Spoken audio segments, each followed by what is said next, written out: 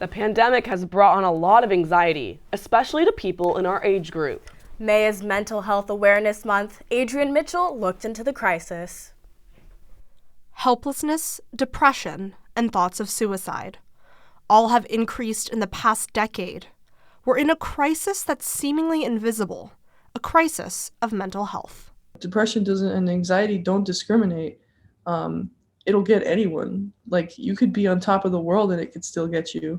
A recent CDC report shows in 2021, more than a third of high school students said they experienced poor mental health during the pandemic, and 44% said they persistently felt sad or hopeless during the past year. Even before the pandemic, up to 1 in 5 children in the U.S. had a mental, emotional, developmental, or behavioral disorder.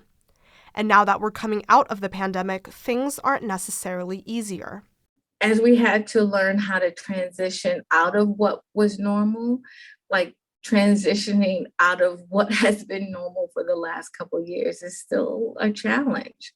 Even as I was coming back into a regular routine, there was a little, I was nervous and scared, like, oh my goodness, is it safe? And the demand for therapy is higher than ever.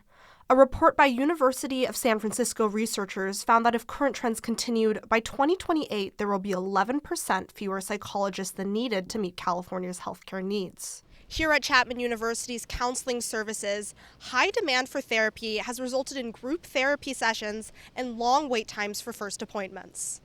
I waited over a month for counseling services. Junior Tanchi Mohan said she waited the month because it's even more difficult finding counseling outside of school. Chapman graduate Lindsay Arabian said she struggled with mental health during her time at Chapman, sometimes not even able to attend class. Mental health is it's essentially almost like breaking your leg, but in your head. And because people can't see it, they are like, okay, this is fake, or like, this isn't real. But it is real, and experts advise everyone to be aware of the mental health crisis. Even though you don't see it, most people are going through something. And to kind of keep that in mind as we interact with people. Not taking things personally, giving people the benefit of the doubt, but treating people with kindness and respect goes a long way. While the pandemic may be ending, the crisis of mental health persists. I'm Adrienne Mitchel for Chapman News. Chapman's Rinker Health Science Campus will be hosting a mental health awareness event this Thursday from 11:30 a.m. to 1:30 p.m. The entire Chapman community is welcome.